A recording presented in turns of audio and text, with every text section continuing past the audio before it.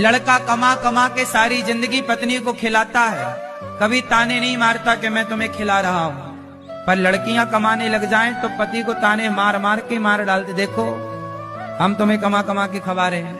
पैसे वाले को तो सब निभाह लेते हैं, पर पैसे ना हो किसी के पास, उसको यदि निभाए, चाहे वो पत्नी हो या पति, तब वो सच्चा गृहस्थी कहलाता है, तब वो समझदार कहलाता है कि इसे गृहस्थी चलानी आती है।